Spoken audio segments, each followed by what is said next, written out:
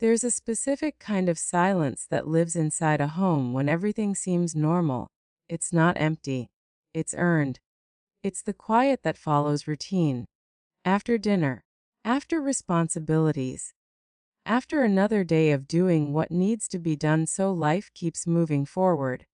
That was the kind of silence filling our kitchen that night. I stood at the sink, rinsing the last plate. Emma's dish. My dish. The pan I had used to cook dinner. Water ran steadily, steam rising into the soft yellow light above me. It was ordinary, predictable, safe. Behind me, Lauren stood near the counter. She wasn't helping. She wasn't moving. She was just standing there. I didn't notice anything unusual at first. Not immediately. Lauren had been distant for months, always busy, always distracted, always somewhere else mentally, even when she was physically in the room. Then she spoke. I want a divorce. Her voice wasn't loud. It wasn't emotional. It was calm, precise. Like she was reading a line she had already memorized. My hand froze under the running water. For a moment, I thought I hadn't heard her correctly. I turned off the faucet slowly. What? I asked. She didn't hesitate. I'm done, Mark. I turned around fully then. Lauren stood straight, arms crossed, her expression controlled. Not angry, not sad. Just finished. The dish towel slipped from my fingers and landed on the floor, but neither of us moved to pick it up. It took a second for the words to actually land, not because they were confusing, because they were final. You're serious? I said quietly. Less. No hesitation, no regret, just confirmation. I studied her face, searching for something familiar, something human, something that reminded me of the woman I had spent years building a life with. I didn't find it. Instead, I found distance, clarity, decision. Why? I asked. She exhaled, like she had expected the question but didn't respect it. Because I've outgrown this life? Outgrown. The word hung in the air between us. Outgrown what? The house, the marriage, me. I leaned against the counter, keeping my voice steady. Outgrown. I repeated. She nodded slightly. I've worked hard to build something for myself, she said. I can't stay stuck where nothing changes. Nothing changes. That was interesting. For 5 years, I had worked full time while she finished law school, paid bills, covered expenses, managed the house, took Emma to school, to appointments, to practice, handled everything that allowed Lauren the freedom to focus on becoming who she wanted to be. I never asked for recognition, because I thought we were building something together. Apparently, I was wrong. Remind me, I said calmly, who made it possible for you to focus on becoming a lawyer? Her jaw tightened immediately. Don't do that. Don't do what? Don't try to make this about sacrifice. I almost laughed, not because it was funny, because it was predictable. It was sacrifice, I said quietly, but I never treated it like a debt. She looked away briefly, then back at me. I'm not saying you didn't help, she said. I'm saying I need more now. More.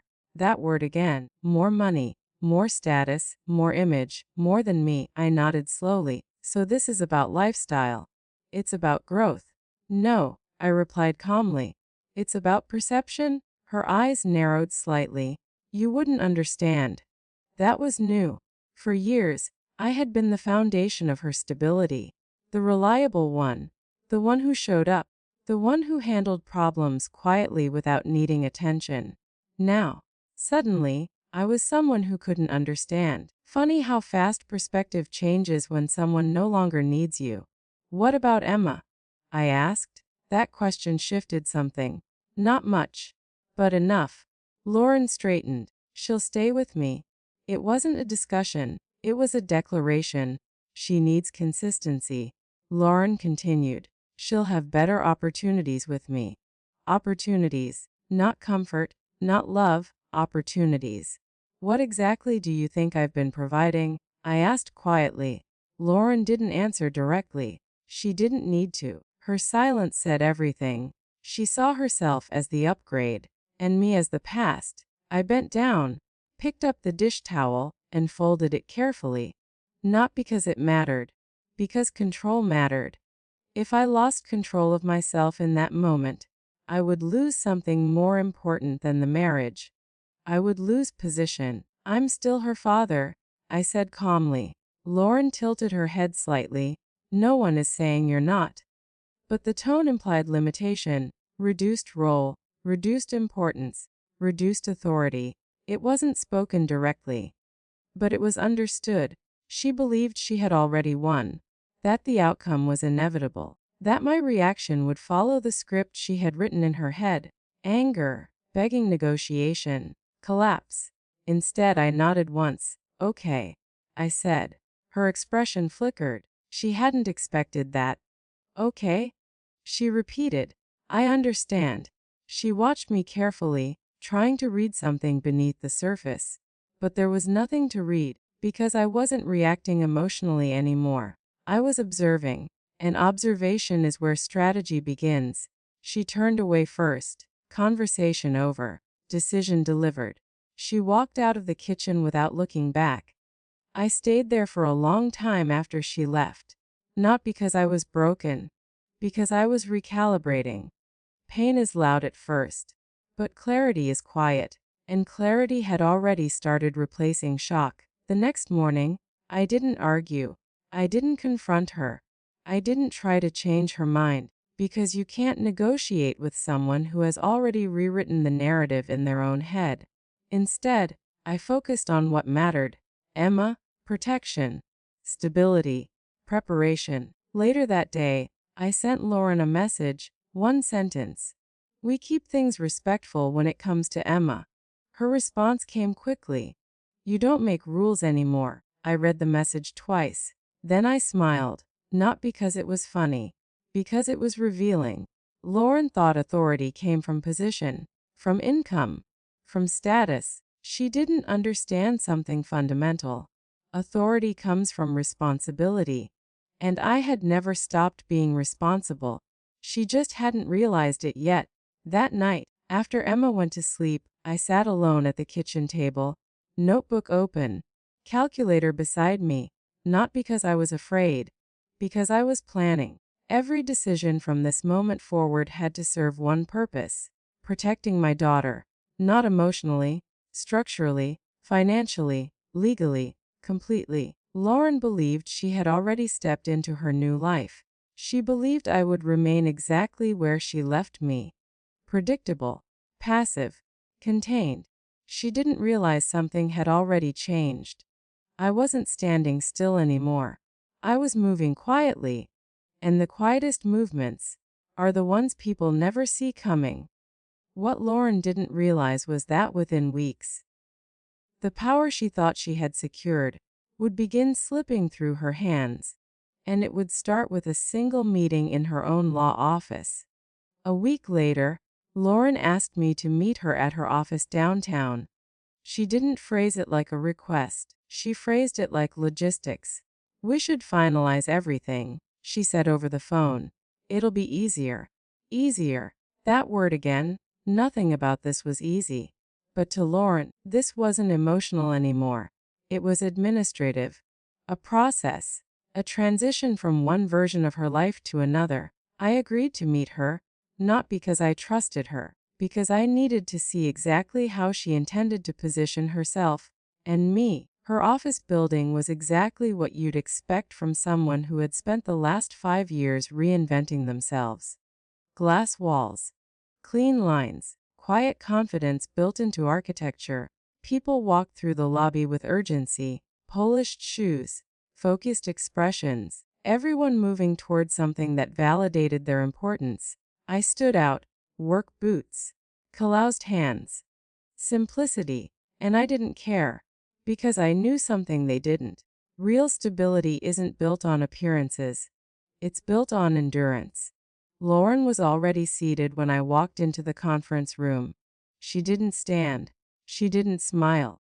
She didn't acknowledge me as someone she once shared a life with.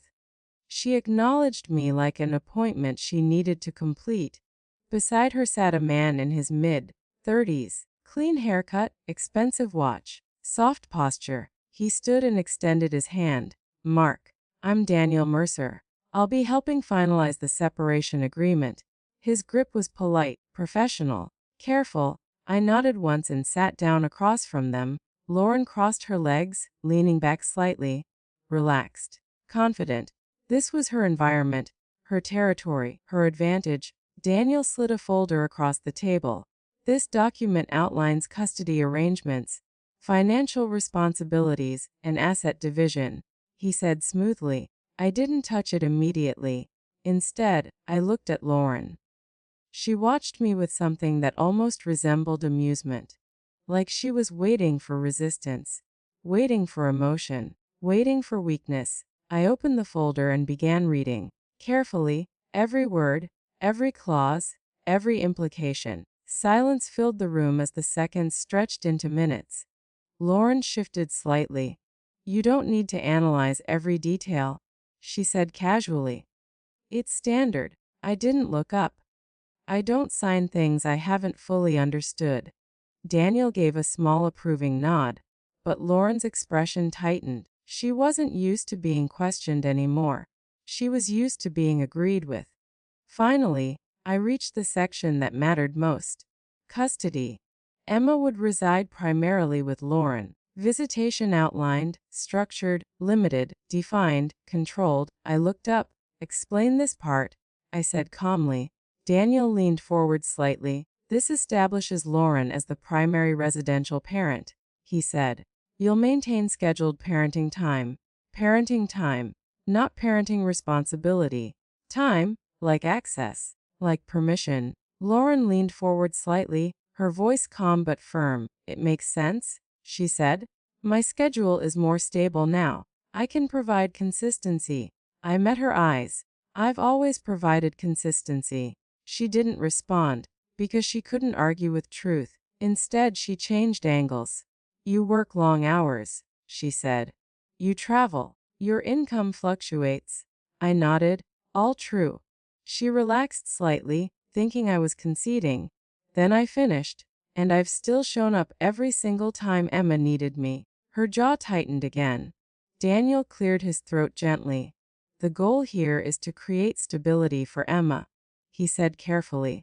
I leaned back in my chair. Stability isn't about job titles, I said. It's about presence. Lauren let out a small breath of irritation. This isn't personal, she said. That was the biggest lie in the room. Because it was entirely personal. This wasn't about Emma's needs. It was about Lauren's narrative, her image, her control. She needed to establish herself as the central figure, the primary, the authority, because in her mind, success required hierarchy, and she no longer saw me as equal. She saw me as background.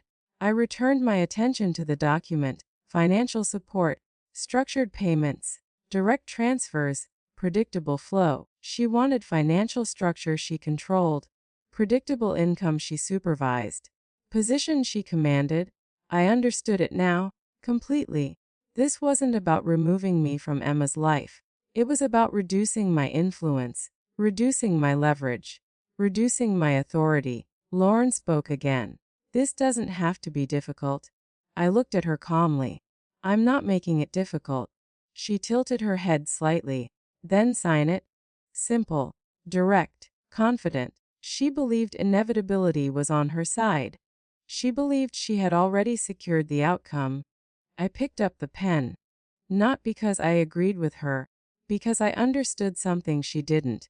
This document wasn't the end. It was the beginning. Some battles aren't won by resistance.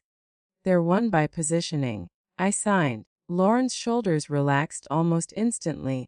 Relief, victory, completion. She believed it was over. Daniel stood and offered his hand again. Thank you for handling this professionally. I shook his hand. For Emma, I said. Lauren stood as well. As I turned toward the door, she spoke behind me. I hope you find what you're looking for, Mark. I paused, then looked back at her. I already have. She didn't understand what I meant, because she was still measuring everything through her own lens. Control, status, position. She didn't understand preparation. Outside the building, I stood in the cold air for a moment. Not broken, not defeated, clear, completely clear. Because now I knew exactly how she intended to structure everything. And knowledge changes everything. That night, I opened a new bank account. In my name only, separate, secure, independent. Not to hide money. To protect structure. I redirected my income, tracked every expense, documented every transfer. Precision replaced assumption. The next call I made was to an old contact, John Alvarez. We had worked together years ago on a major construction project. He answered on the second ring. "Well, I'll be damned," he said. "Mark Hayes." I smiled slightly. "You still running crews up north?" "Always," he said. "Why?" "I'm looking for work." He didn't ask unnecessary questions. "Can you start in 2 weeks?" "Yes, it's North Dakota," he said. "Cold, long hours, good pay. That's exactly what I'm looking for." He chuckled quietly. "You never did waste time." "No," I said calmly. "I never did."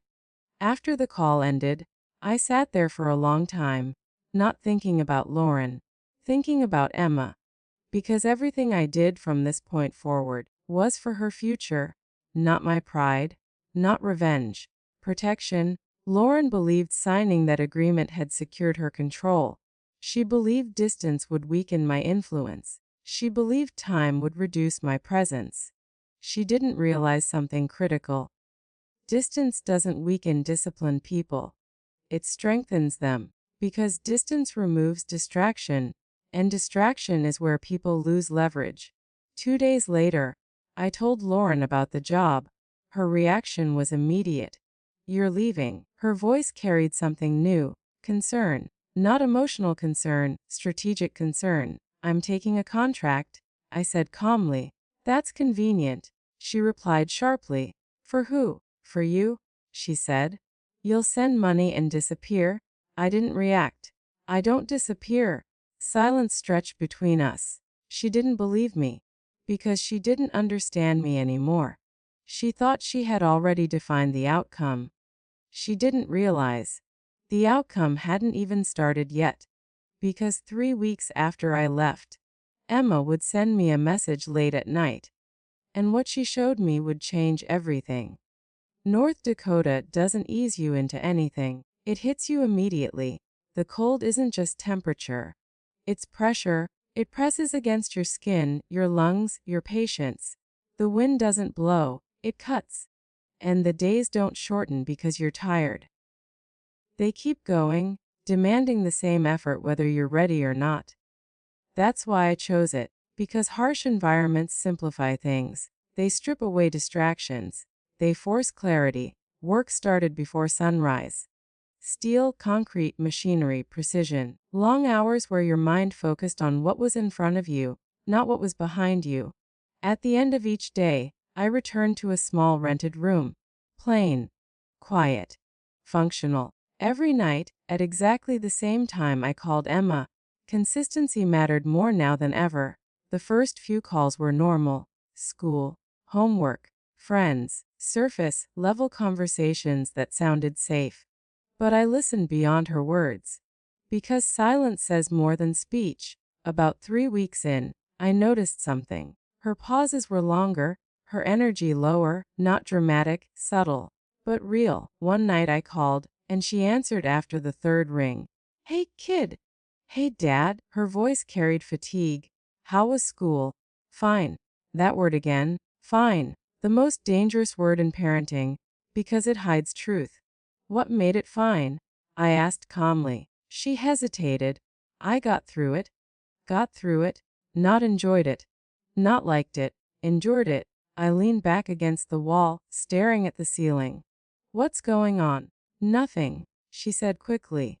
Too quickly. I didn't push harder. Pressure makes kids protect adults. And Emma had always been protective. "Did anything interesting happen?" I asked gently. Another pause. "I had a science presentation." "That's good," I said. "How did it go?" "I think I did okay." Think, not know. Because confidence needs reinforcement. "I wish I could have seen it," I said. Silence. Then she spoke quietly. Mom couldn't come either. Something tightened in my chest. Why not? She had work.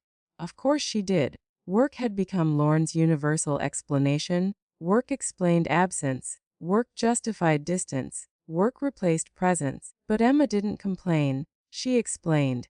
Kids don't resent immediately. They adapt. Adaptation is survival. I'm proud of you. I told her. She didn't respond immediately. Then I heard it. Relief. A quiet exhale she didn't realize I noticed, because someone acknowledged her. After the call ended, I sat there in silence, not angry, observing. Patterns were forming, and patterns reveal truth. Over the next 2 weeks, I increased financial transfers. Not because Lauren asked, because Emma needed security whether Lauren acknowledged it or not. I sent extra money, documented every transfer, tracked everything. Precision removes vulnerability. Then one night, everything changed. 11:42 p.m., my phone buzzed. A message from Emma. I was still awake, reviewing work schedules for the next day. I opened it immediately. Emma, Dad, are you awake? My stomach tightened slightly. Kids don't message late unless something matters. Me, I'm here. 3 dots appeared, disappeared, appeared again, then stopped. Another message appeared. Emma, I don't want you to be upset. That sentence alone told me everything I needed to know. Kids protect the parent they think is more fragile. She was protecting Lauren, which meant something was wrong. Me, you can tell me anything. A minute passed. Then a photo appeared. It took a second for my brain to process what I was looking at. Her shoe. The sole was separating from the side. The material worn thin, damaged beyond normal wear. Then another photo, her winter coat. The seam torn open, insulation visible, exposed. Then another, her jeans. Fabric thinning at the knees. My jaw tightened, not from anger, from clarity. Emma sent another message. Emma, Mom said we'll get new ones soon. I just didn't want to ask again. I stared at the screen, not breathing, not moving, because this wasn't about clothing. It was about priority. Emma continued. Emma, please don't fight with her. That sentence hit hardest, because she already knew conflict existed, and she blamed herself for triggering it. Kids internalize instability.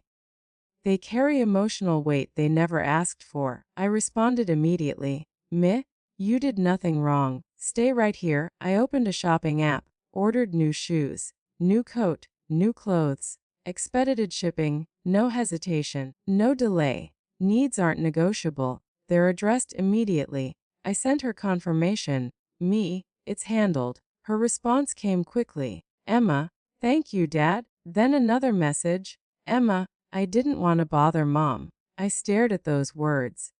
Didn't want to bother Mom. Not couldn't ask. Didn't want to bother. That meant she had learned something. Asking came with consequences. Emotional consequences. Disapproval. Stress. Kids avoid burdening parents who signal fragility, which meant Lauren wasn't providing emotional safety. She was providing conditional availability. That was unacceptable. Not emotionally. Structurally, I didn't call Lauren immediately. Emotional reactions expose weakness. Instead, I documented everything. Screenshots, photos, order confirmations, timeline. Facts create leverage. Emotion creates vulnerability. Then I called Emma. She answered immediately. Hey, she said quietly. Hey. I replied calmly. Silence stretched. I didn't want you to worry. She said, I'm not worried. I said, which was true. Worry is passive. I was active. I just needed shoes. She added softly, needed, not wanted, needed. I know, I said. You're not mad? No. Silence again. Then she asked the question that mattered most. Are you coming back? I didn't hesitate. Yes. Not eventually, not someday. Yes. Because presence isn't defined by geography. It's defined by action. After the call ended, I sat there in silence. Every assumption had shifted. Lauren had positioned herself as primary provider, primary stability, primary authority. But Emma's reality didn't match Lauren's narrative. Narratives collapse when reality contradicts them. And once collapse begins, it accelerates. Lauren believed distance protected her position. She believed control remained intact. She believed I would remain passive. She didn't realize something fundamental had changed. I wasn't reacting anymore. I was responding, and response is where power lives. The next morning, I reviewed every financial transfer, every record, every date, every amount. Patterns emerged quickly. Money had been sent, consistently, reliably, but Emma's needs hadn't been met, which meant one of two things was true: mismanagement or misallocation. Both had consequences, both had solutions, and both required action, not emotion, action. That night I made a decision, not impulsively, deliberately, because timing determines outcome. Lauren believed she was still controlling the structure. She didn't realize structure was already shifting beneath her. Because the next time I spoke to Lauren face to face, she would realize something she never expected: she wasn't in control anymore. The courtroom wasn't dramatic. There were no raised voices, no sudden confessions, no emotional speeches like the kind people imagine from movies. Just quiet, controlled, precise. Which is exactly where truth has the most power. I sat beside Rachel Monroe, the attorney I had hired weeks earlier. She wasn't loud or theatrical. She didn't need to be. She worked with facts, and facts don't require performance. Lauren sat across the room with her own attorney. She looked exactly the way she always did now. Perfect posture, clean lines, composed expression, confident. But confidence built on assumption is fragile, and assumptions were about to meet reality. Emma wasn't present. She didn't need to be. This wasn't her burden to carry. It was mine. Rachel organized the documents calmly: financial records, transfer histories, receipts, screenshots, timelines, every piece of evidence structured clearly. The judge entered, and everyone stood briefly before sitting again. The process began without emotion. Just questions, clear, direct, unavoidable. Lauren's attorney spoke first, presenting her as the primary caregiver. Stable income, professional environment, structured life. On paper, it sounded convincing. But paper doesn't raise children, people do. Rachel spoke next. She didn't attack Lauren personally. She didn't need to. She focused on decisions, patterns, outcomes. She presented the financial transfers I had made consistently. Every payment documented, every responsibility fulfilled. Then she presented the photos: Emma's damaged shoes, her torn winter coat, her worn clothing. Evidence doesn't accuse, it reveals. The courtroom grew quieter. Lauren shifted slightly in her chair. For the first time, her confidence showed cracks. Rachel continued calmly. She explained how Emma had contacted me directly, how her needs had gone unmet despite financial support being available. She presented timelines showing when money was transferred and when Emma still lacked essentials. Not accusations, facts. Lauren's attorney responded quickly: temporary hardship, financial strain, unforeseen circumstances. But explanations don't erase outcomes. The judge asked Lauren directly, "Were you aware of your daughter's condition regarding clothing and basic necessities?" Lauren hesitated, just briefly.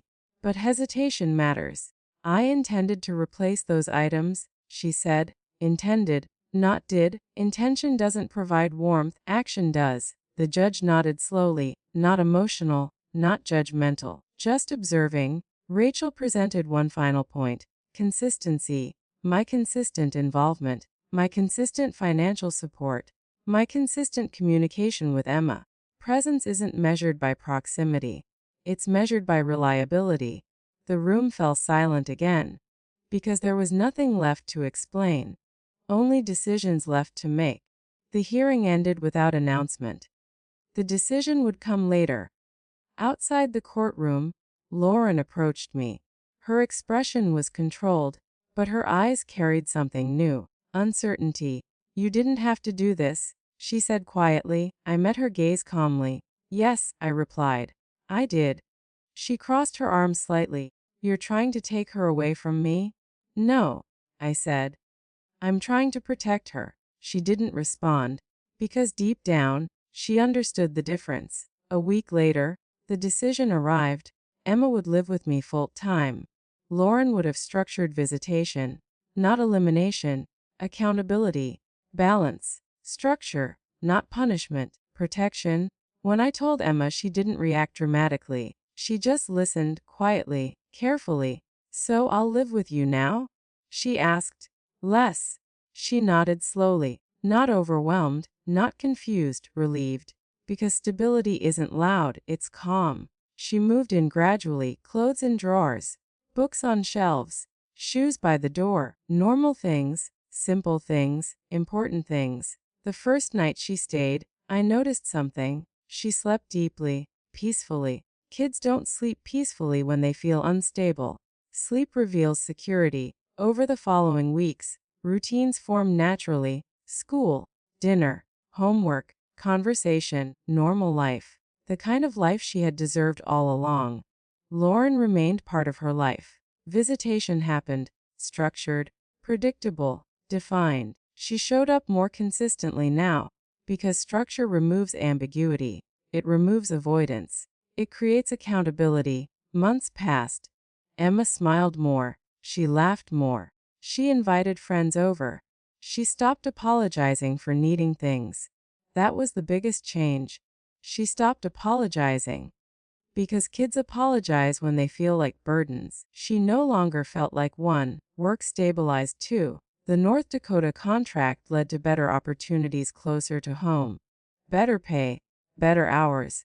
Not because of luck, because preparation creates opportunity. One evening, Emma sat across from me at the kitchen table, the same kitchen where everything had changed months earlier. She looked at me carefully. Are things okay now? I didn't answer immediately, because the question wasn't simple. It wasn't about court. It wasn't about Lauren. It was about stability. Yes, I said finally. She nodded, satisfied, because kids don't need perfection.